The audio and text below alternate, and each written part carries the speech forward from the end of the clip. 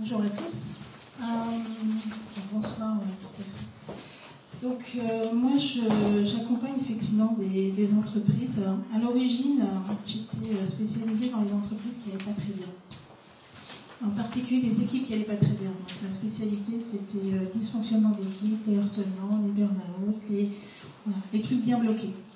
Et donc, il y a à peu près 5-6 ans, j'ai commencé à travailler sur les structures, et non plus simplement sur les équipes, mais travailler sur qu'est-ce qui peut changer dans les structures, finalement, qui fait que l'équipe va aller mieux. Et c'est comme ça que je me suis tournée vers l'holacratie, les modes d'entreprise libérés.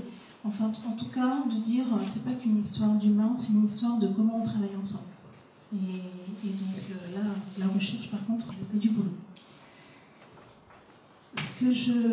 Ce soir, donc la demande, j'ai interrogé un petit peu certaines personnes de la FRAM, je suis allée les voir à leur AG. Je me dis, vous attendez quoi là? On a une conférence 20 minutes, 25 minutes. Donc ils m'ont dit, nous ce qu'on veut c'est l'holacratie, je travaille en holacratie depuis quelques années, avec l'holacratie depuis quelques années, et on veut des trucs concrets. Alors j'ai dit ok, on va essayer de faire des retours d'expérience très concrets, mais je vais quand même faire 2 petits slides pour vous dire un peu dans quel état d'esprit moi je me situe, et quelle est ma représentation en fait de ce que j'appelle l'holacratie ou l'entreprise libérée. Donc l'entreprise libérée, moi j'ai entendu plein de noms. On parle de responsabilisante, on parle d'entreprise capacitante qui va être en capacité les gens à faire, des entreprises aussi émancipatrices. Voilà. Il y a beaucoup on parle du bonheur au travail, comme s'il fallait se libérer de chaînes, de choses comme ça, parce qu'on est un peu enchaîné.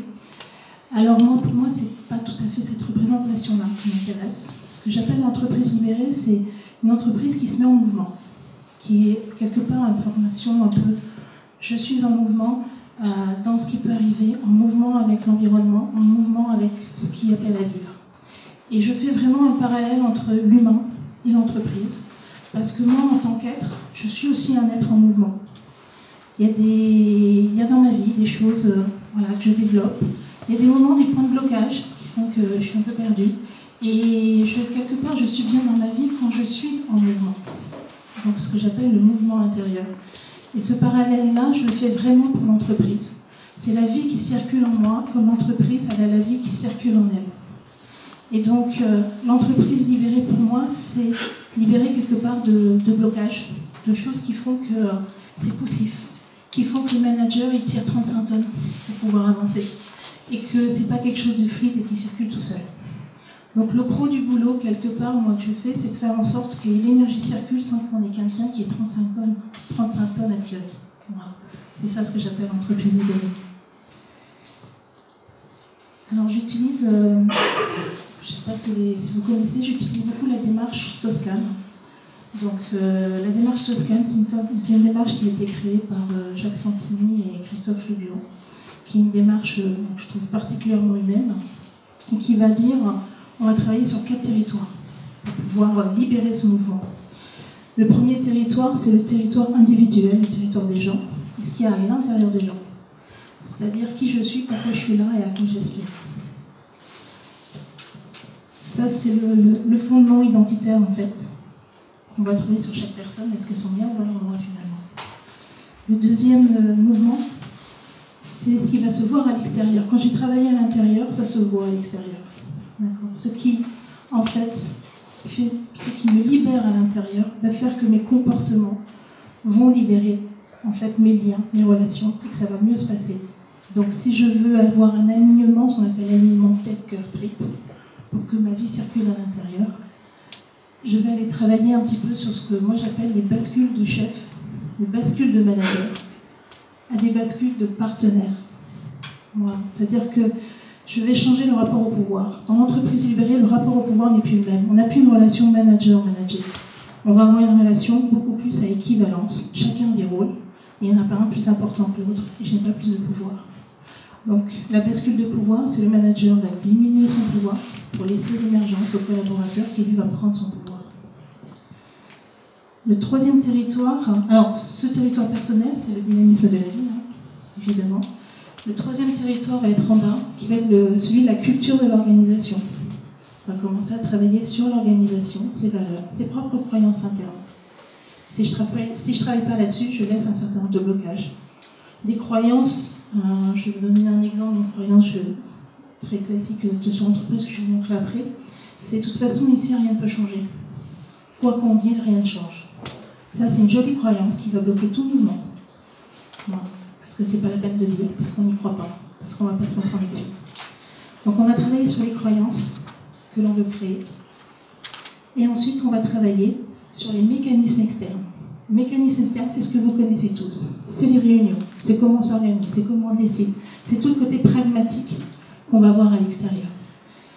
L'holacratie, en l'occurrence, travaille sur ce 4e cadran. Donc, juste pour recadrer, moi, dans mon boulot, ce qui m'intéresse en holacratie, c'est de l'utiliser comme outil pour ce cadran-là, mais utiliser aussi avec tout un tas d'actions qui va travailler sur les autres cadrans. Parce que dans le chemin, dans le dynamisme finalement de l'entreprise, c'est la circulation entre ces 4 cadrans qui est importante.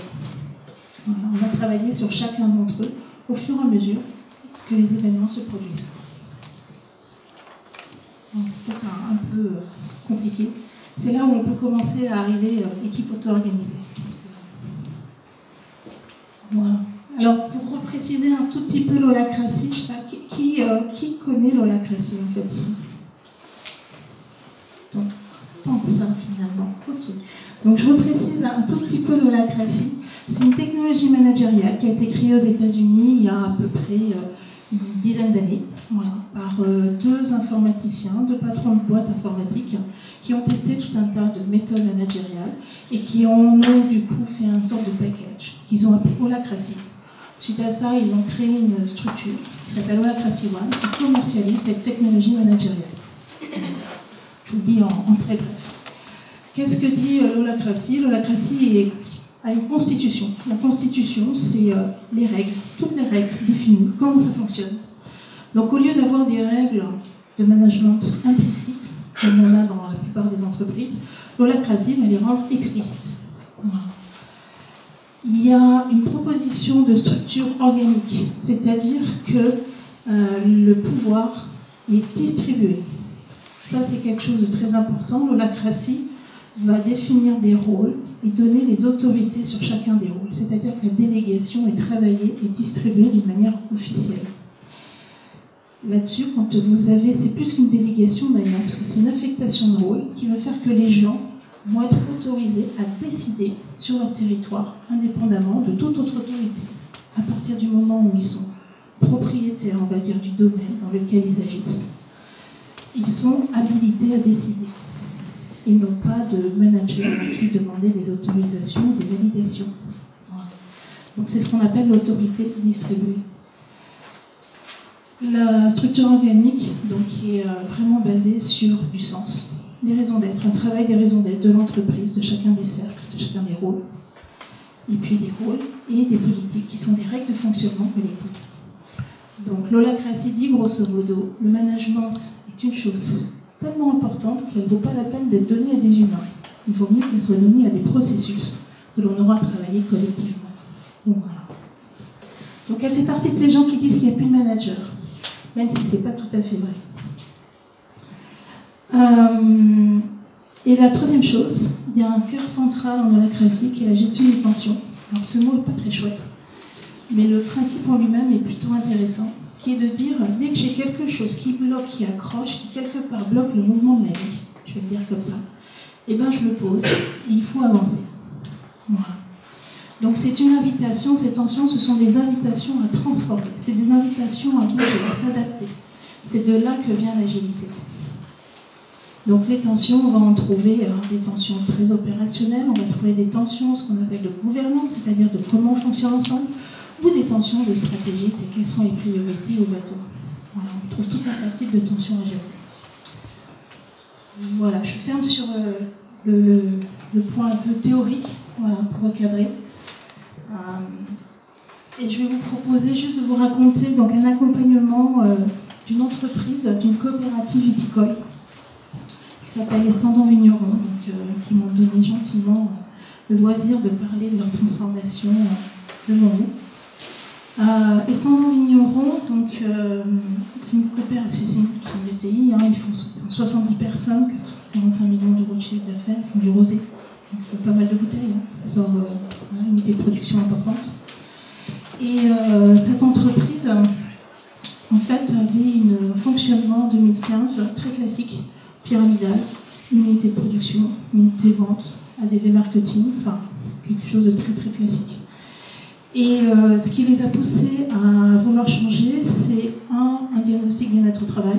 Ils sont aperçus que l'écart était super heureux, mais alors dessous, c'était super compliqué. Voilà. En particulier les gens de la production. Et autre chose, c'est leur capacité d'innovation. C'est une entreprise qui fait face à pas mal de concurrence, qui a besoin d'innover vite. Et pour sortir toute une ligne de nouvelles bouteilles, ils ont mis 18 mois, ce qui est énorme en fait, ce qui est vraiment beaucoup. Mais ils ont vraiment tiré les 35 tonnes dans tous les sens pour pouvoir arriver à innover. Donc là-dessus, c'est de se dire on ne peut plus continuer comme ça et on a quelque chose à faire. Et puis ils ont surtout un dirigeant, Philippe Brel, qui est quelqu'un à la fois très humain et aussi très ouvert à autre chose. Donc il avait envie, vraiment envie d'essayer autre chose. Donc fin 2015, alors on a décidé de partir dans une aventure, d'autre chose, sans savoir vraiment quoi, basée sur l'holacratie, mais pas complètement. Parce que moi je ne suis pas 100% holacratie. Déjà, on a enlevé la Constitution. Voilà. L'holacratie dit à un moment donné, quand vous rentrez en holacratie, il faut signer la Constitution et les règles. Et moi, c'est quelque chose d'antinomique. Alors, l'holacratie n'a pas été créée pour de la libération. D'accord ? Ça a été créé parce que c'était un fonctionnement, on va dire, efficace dans la société des gens qui l'ont conçu, mais pas pour la libération. Et dans le cadre de la libération, personnellement, moi, la Constitution, j'aime beaucoup parce que en fait, c'est un peu comme si on vous disait demain le management, ben, vous allez signer et vous devez obéir à la Constitution. Alors, elle est pilotée par les États-Unis, il faut le savoir, et donc vous allez confier quelque part le management de votre entreprise à un bonhomme qui se situe aux États-Unis et qui est le seul habilité à modifier la Constitution. Voilà. Ben, ça, question de liberté, ça me posait quelques petits soucis. Donc, pour le coup, on a laissé tomber la Constitution et on a dit on va par expérimentation. On teste des choses, et on apprend, et on fait des retours expériences en boucle. Et si on essayait ça, comment ça se passe? Et donc on est parti dans une transformation progressive, utilisant des outils de l'holacratie pour prendre du recul, pour essayer, pour tester, mais pas que l'holacratie, c'est d'autres choses. Voilà. Pour créer ce qu'on appelle une gouvernance partagée, donc distribuer le pouvoir, et réfléchir sur les modes de management adaptés à Estandon, pour Estandon et fait par les gens d'Estandon. Alors pour vous donner un petit exemple, on a travaillé sur le sens et sur l'organigramme. Ça, c'est le nouvel organigramme d'Estandon. Alors, travailler sur le sens, les RH, ça s'est transformé en cercle grandir. Les finances, ça s'est transformé en cercle respirer. C'est eux qui ont trouvé tout ça. Et ils ont un truc qui était assez intéressant, c'est qu'ils se sont aperçus dans l'organisation, ils avaient des énormes trous. Eux, ils font du vin, par exemple, ils se sont dit, on produit, mais on n'a aucune énergie qui est mise sur la manière de sourcer notre vin, alors qu'on est censé le faire. Et le manager qui était censé le faire, il ne savait pas. Il était pas au courant. Et donc, en réfléchissant sur le sens, ils se sont aperçus, ouais, mais là, si on commence à réfléchir là-dessus, en fait, il y a des choses qu'on ne fait pas aujourd'hui. Et donc, ils se sont aperçus qu'ils avaient des pans très importants. Alors, sourcer le vin, pour les gens qui font du vin, c'est-à-dire c'est aller chercher les bons vins chez les producteurs pour faire les bouteilles. Quelque part, c'est un petit peu le cœur du métier, quoi. C'est ce qui conditionne pas mal la qualité. Mais ils se sont aperçus que finalement, ils n'avaient qu'un minimum d'énergie mise sur ce genre de choses, alors que c'était stratégique et central pour eux. Donc le fait de réfléchir sur le sens de chaque unité, de sortir de la pyramide hiérarchique pour réfléchir de quoi a besoin Estandon, ils ont créé un organigramme tout à fait différent, sur lequel les gens se raccrochent maintenant d'une manière très naturelle. C'est ça qui est intéressant, c'est que quand il y a une nouvelle activité qui arrive, à qui ça appartient? C'est à quel cercle ça appartient? On n'est pas à quel manager, c'est à quel cercle ça appartient. Et ils se posent des vraies questions d'organisation en fonction du sens pour l'entreprise. Alors les cercles qui n'existaient pas avant, on avait sécurisé, n'existait pas.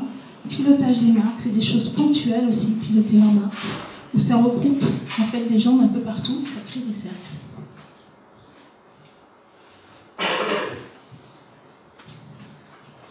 Alors ce travail sur les rôles, sur les cercles, ça a été un moment très important justement de réflexion du sens et qui a créé l'engagement. C'est-à-dire que quand vous avez, et ça c'est valable, que vous soyez manager, collaborateur, qui que vous soyez, quand vous commencez à donner du sens à un cercle, c'est-à-dire une entité, l'équivalent d'un ancien service, on va dire, mais un petit peu différent, parce que les gens peuvent appartenir à plusieurs cercles. Donc le manager n'a pas une équipe de gens, ça il n'y a plus. Le manager, il pilote un cercle, une raison d'être. Et les personnes, elles peuvent appartenir à plusieurs cercles, parce qu'elles peuvent mettre de l'énergie à plusieurs endroits. Voilà. Et donc quand vous avez des personnes à qui on confie une mission, mais pas une mission de résultat, mais une raison d'être, quand sourcer le mieux possible, de qualité, où vous avez, pour donner d'autres idées, dans grandir, il y a des choses très importantes, c'est pas faire évoluer les compétences, c'est être au service des collaborateurs pour qu'ils développent leurs compétences. Donc c'est pas grandir qui est là pour développer les compétences, mais grandir est à l'écoute. Voilà. Par contre, se met à l'écoute. Dès que vous avez ça, les personnes, ça crée l'engagement et vont dans l'énergie. Voilà. Automatiquement. Et une question fondamentale qui revient tout le temps dans cette organisation, c'est qui a l'autorité pour ? Un nouveau sujet émerge, on ne sait pas comment faire, mais la question c'est qui a l'autorité pour ? Dans le sens, quel est le rôle qui a l'autorité ? Et s'il n'y a personne, ou si on ne sait pas, c'est bien, c'est cool, on peut se poser la question et ajuster l'organisation. Ce qu'on fait là-dessus, par contre, c'est les leaders. Comment se positionnent les leaders là-dessus ? Les leaders, ce ne sont plus les sachants. Ils sont plus censés savoir, puisqu'ils se posent les questions et les posent au sein de leur cercle. Et donc là-dessus, il y a une bascule de leaders, et qui est tout sauf automatique. C'est-à-dire que l'holacratie donne des cadres, mais un cadre, ça ne suffit pas pour entrer dans la transformation. Parce que ça saurait sinon. Et donc là-dessus, c'est comment lâcher le pouvoir, lâcher ne pas savoir, ne pas dire aux gens, pour qu'on puisse le définir ensemble, pour que les gens puissent y aller. Donc lâcher d'un côté les peurs, parce qu'il faut quand même aller vite, il faut produire, il faut que ça marche. Et lâcher aussi les demandes des collaborateurs, parce que les collaborateurs sont les premiers à remettre les managers dans leur rôle de manager, de décideur. Et donc ça, c'est le cœur de la transformation, de l'accompagnement en fait, dans l'entreprise, c'est de travailler auprès des leaders pour qu'ils puissent avancer dans cette nouvelle posture et s'y retrouver. Quoi vous dire d'autre dans cette expérimentation? Donc, on travaille beaucoup sur les tensions, la première chose, qui vient de l'holacratie. Ce mot tension dont je vous avais parlé, qui est le cœur de l'agilité, ça c'est quelque chose que j'entends à chaque fois que je vais chez eux. J'ai une tension. Alors on peut se dire, oh, c'est pas terrible, hein, une tension. Alors bon, on n'a pas trouvé d'autres mots, ce serait chouette d'avoir d'autres mots. Une tension créative, voilà. Une tension créatrice, ce serait chouette. Mais là-dessus, ça c'est important que les gens puissent capter les tensions. C'est ça qu'on leur demande. Ça, c'est le cœur du nouveau travail, on va dire, dans l'organisation, c'est capter les besoins d'évolution. L'holacratie propose des cadres de réunion pour traiter ces tensions, qui sont assez très dirigistes. Dans cette entreprise, on en a expérimenté et ils ont été ajustés, parce qu'ils ne sont pas tous adaptés aux besoins. Si vous avez une équipe de production, ils sont saisonniers, ils travaillent sur chaîne, ils n'ont pas le temps de faire 1 heure de réunion, des choses comme ça, donc ils se sont créés des adaptations de réunion, ils ont créé leurs outils par expérience. Et il y a une chose qu'on s'aperçoit, c'est qu'il y a plein d'obstacles qu'ils ont vécus et qu'ils vivent encore. C'est pas terminé, ça fait 18 mois, c'est toujours en cours, c'est long, qui sont la mise en place de la nouvelle culture. Alors pourquoi? Parce que dans les cultures, alors la leur, par exemple, donc je vous l'ai dit, ça ne changera jamais, ça c'est quelque chose de très très présent chez eux. Ils ont un autre truc aussi, parce que ils sont dans le sud, ils ont des liens vraiment très proches, ils se connaissent tous, dans une grande ville, ils se connaissent tous, donc on ne va pas dire les choses qui fâchent. C'est pas cool. Donc les trucs qui vont pas, on va pas se les dire. Voilà, parce que sinon on va le laisser. Donc ça, c'est pas ce qu'on a envie. Et puis il y a une autre chose aussi, c'est que le système qu'on a, c'est comme ça qu'il faut y aller. Hein. Puis si les gens ils aiment pas, ils ont qu'à changer, hein, parce que c'est eux qui doivent changer. Tout ça, ce sont des croyances qui pour moi sont des nœuds, des obstacles, voilà, et qui empêchent la fluidité. Parce que si on ne se dit pas les choses, ça ne marche pas. Si on ne fait pas confiance aux gens quand ils posent leurs tensions, si on dit bah non, c'est parce qu'ils ne sont pas encore assez grands, mais non, mais ils verront les choses comme ça plus tard, et ben, on les bloque dans leur besoin d'évolution. Et si on ne croit pas au changement, ben, on ne va pas y aller. Hein. Voilà. Donc il y a tout ce travail en parallèle qui se fait aussi pour qu'il y ait de la fluidité. Donc l'outillage holacratie est utilisé, mais complètement adapté pour que ce soit fluide. Voilà. On n'est pas du tout là pour faire face aux résistances, à dérouler un système, voilà, pour se dire il y a des résistances, c'est pas grave, on y va en force. Non, il y a des résistances, on ajuste, c'est pas gênant, et la maturité se fait progressivement. Voilà, donc pour vous dire en termes d'accompagnement, qu'est-ce que ça veut dire? Ça veut dire un accompagnement assez important des premiers liens, avec ce qu'on a appelé des écoles de leadership. Voilà, commencer à travailler sur la posture de manière importante et puis pas mal d'échanges sur qui je suis, sur les problèmes. Certains rencontrent vraiment des grosses difficultés dans la posture. Les unités de production, c'est difficile. C'est un changement vraiment très important dans le rapport au management. Un accompagnement à la définition des rôles, donc ça qui est assez lourd à la conduite des réunions et des ajustements. Beaucoup de régulation. L'holacratie a cette capacité à montrer les difficultés, à mettre en lumière les difficultés qu'avait l'organisation avant de commencer. Tous les mécanismes de compensation, les trucs qui n'étaient pas dits, les choses qui ne sont pas ajustées. Et donc ça fait monter les tensions, ça fait monter les mécanismes de défense de certaines personnes pour se protéger. Et il y a besoin de régulation. On a aussi donc fait des formations de manière importante, donc de premiers liens, de tous les rôles en fait de l'organisation, et des regroupements tous ensemble de l'entreprise pour pouvoir travailler sur les valeurs, pour pouvoir travailler sur les croyances, travailler sur tout en fait ce qui faisait Estendon aujourd'hui et là où on voulait aller. Alors, qu'est-ce qui a changé chez Estendon, on va dire en 18 mois? Alors eux, ils ont un 18 mois, mais il faut savoir qu'ils ont 6 mois de haute saison. Pendant les 6 mois de haute saison, c'est né dans le guidon et on produit. Voilà, donc il ne se passe pas grand-chose en termes de transformation pendant les 6 mois.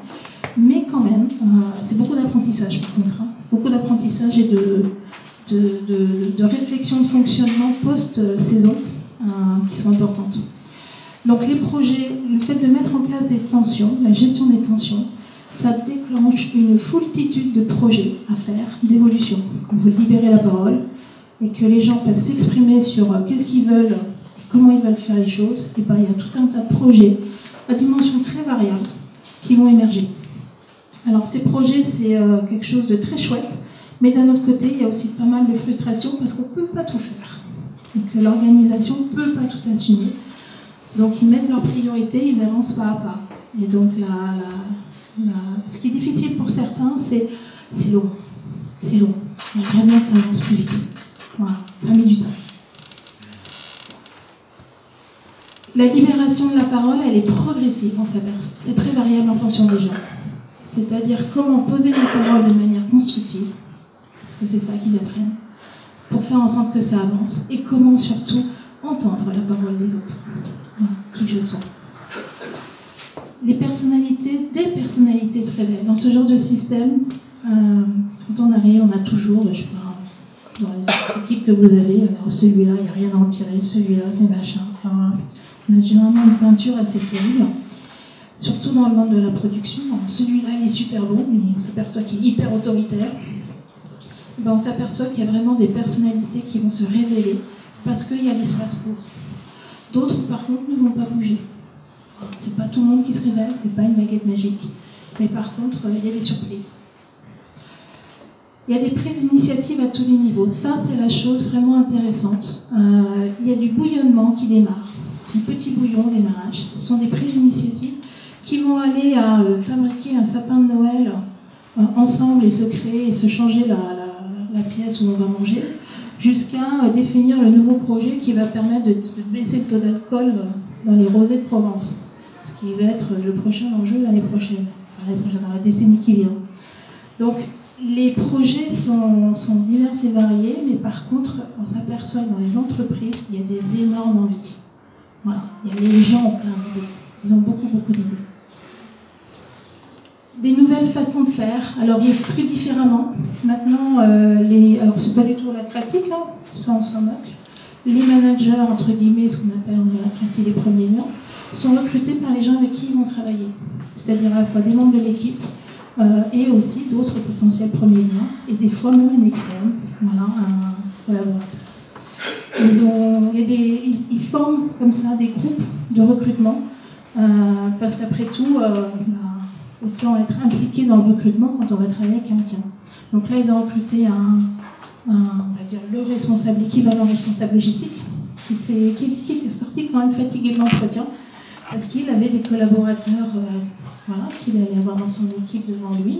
Il a été bombardé de questions, et il a été un peu surpris.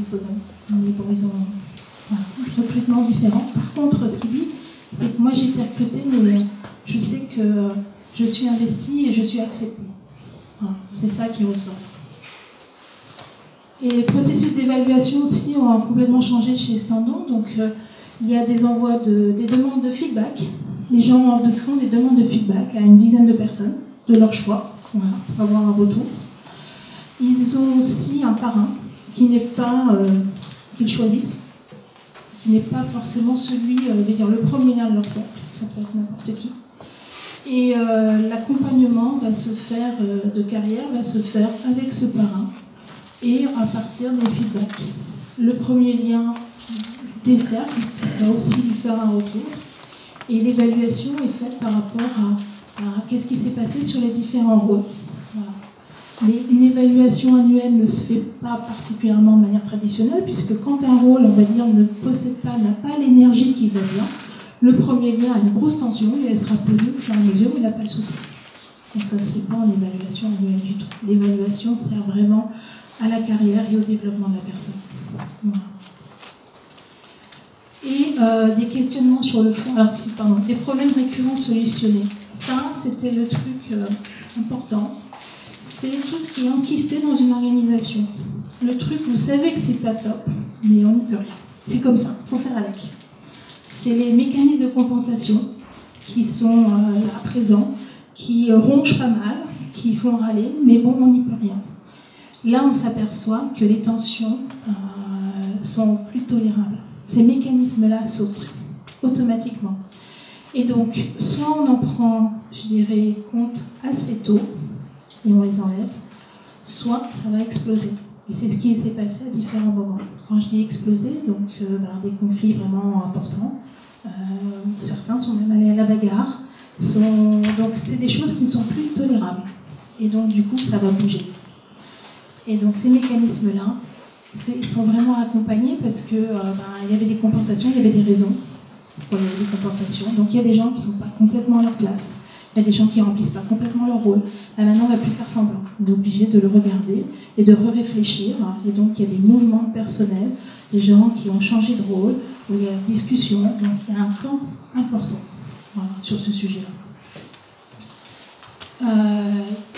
Il y a eu un seul départ de cette entreprise, ce qui est pas beaucoup.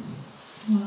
C'est une entreprise où il y a eu beaucoup d'attention et d'efforts mis sur les personnes et sur la place. Il y a eu un départ qui n'a pas été très agréable, quelqu'un qui est vraiment rentré en très forte résistance, qui a fait, entre guillemets, du sabotage. Pour expliquer que tout ça, ça n'allait pas marcher. Ça a été quelque chose d'assez fort. Mais il n'y en a eu qu'une, je peux peut-être dire, pour l'instant, en 18 mois. Voilà. Par contre, il y a eu des mouvements personnels. Ça, c'est sûr, il y en a eu quelques-uns. Et des questionnements sur le fonctionnement. Alors, ce qui est chouette chez Standon, c'est qu'on se pose des questions très régulièrement. Pas tout le temps, mais très régulièrement.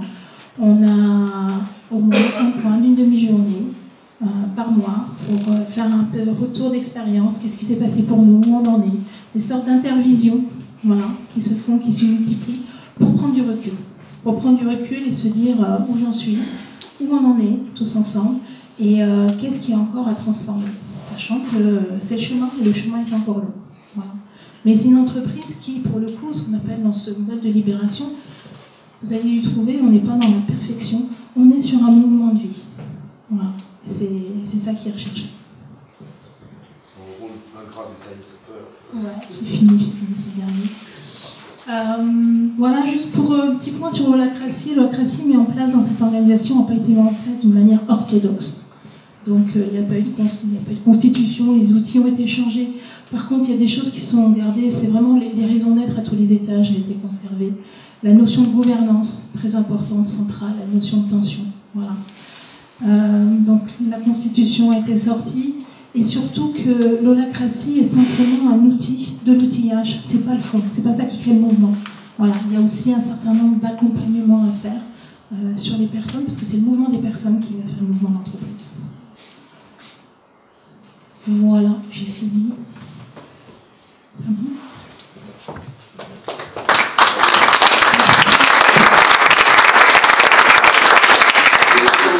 Une ou deux questions avant de laisser la parole à Sandro et se garder un temps de débat.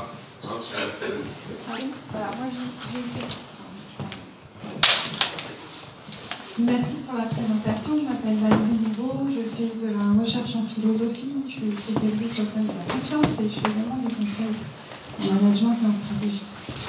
Management de la confiance. J'ai une question très brève. Combien de personnes sont concernées par le périmètre de transformation Istanbul vous avez présenté? 70, toute l'entreprise. D'accord. Et de manière générale, est-ce que vous pensez qu'il y a des ça peut s'appliquer ou se transposer à des organisations de taille plus importante? Alors là, en l'occurrence, c'est 70. Sur la démarche Toscane, il y a une entreprise que vous connaissez très bien qui a démarré, c'est Decathlon. Et ils ont démarré les 75 000 ans. Et donc, les expérimentations holacratie, il y en a quelques-unes dans des unités.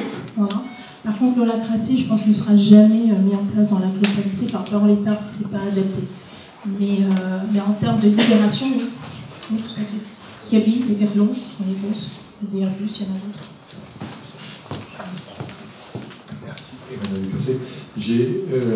Vous avez commencé à en parler tout à l'heure, vous avez généré quelques... Enfin, il y a un départ qui a été généré. Vous avez l'air de dire qu'il pourrait y en avoir plus.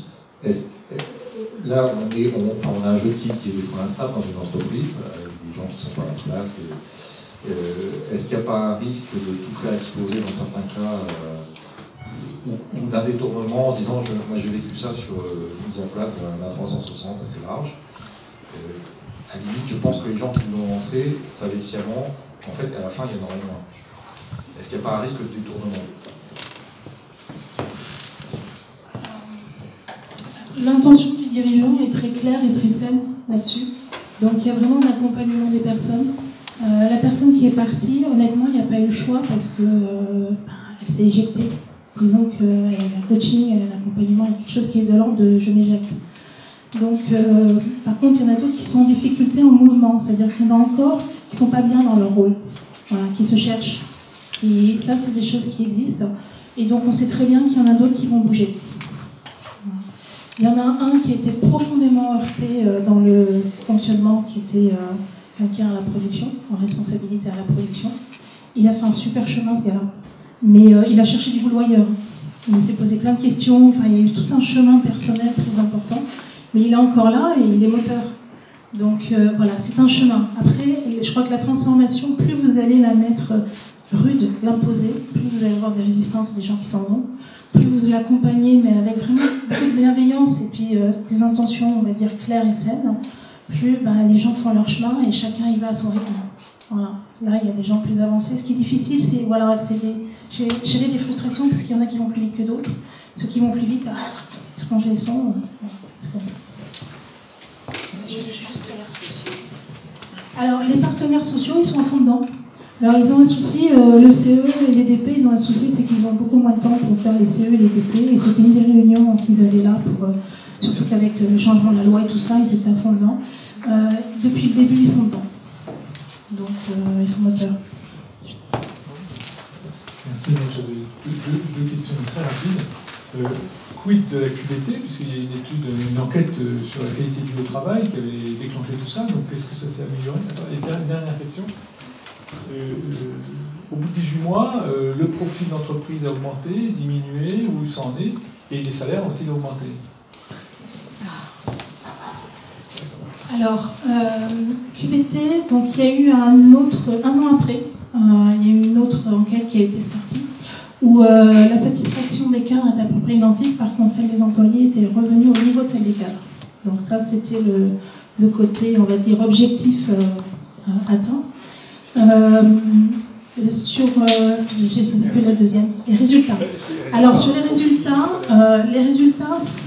ils ont cette année, il y a eu plein de choses qui ont interféré. En même temps qu'on a démarré l'innovation managériale, ils ont changé d'outil de production. Donc première année de changement d'outil de production avec une montée en charge. Donc les résultats ont été à peu près identiques, mais ils ont pas mal de problèmes de montée en charge de l'outil de production. Et cette année, par contre, sur la saison qui vient de se terminer, ils ont fait plus 30% plus de production, en plus, avec le même nombre de personnel. Donc, je ne peux pas dire si les résultats ont augmenté, je sais que là-dessus, ils sont à flot, ils sont contents. Mais leur objectif n'est pas de monter les résultats, ça va se faire tout seul, c'est en conséquence. Ils sont encore en transformation. Par contre, ils ont su faire les 30% de production supplémentaire cette année. Ils ont quand même souffert pour la production. Et sinon, par rapport au salaire, alors le salaire, c'est un sujet ouvert. C'est un sujet ouvert. Pour l'instant, il n'y a pas eu d'augmentation de salaire en dehors des choses classiques, traditionnelles.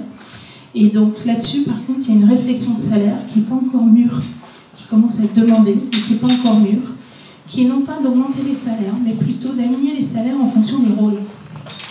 Si je m'investis plus en fonction de mon engagement à certains endroits, est-ce que moi, finalement, je peux avoir un salaire différent? Donc il y a une réflexion de salaire qui est, on va dire, dans le tuyau, mais qui n'est pas encore faite et qui va faire l'objet d'un groupe de travail, probablement l'année prochaine. Une dernière question.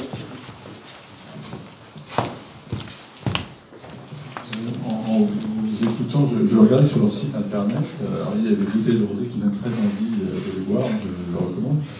Mais cet aspect holacratie est totalement gommé, il n'en parle pas du tout.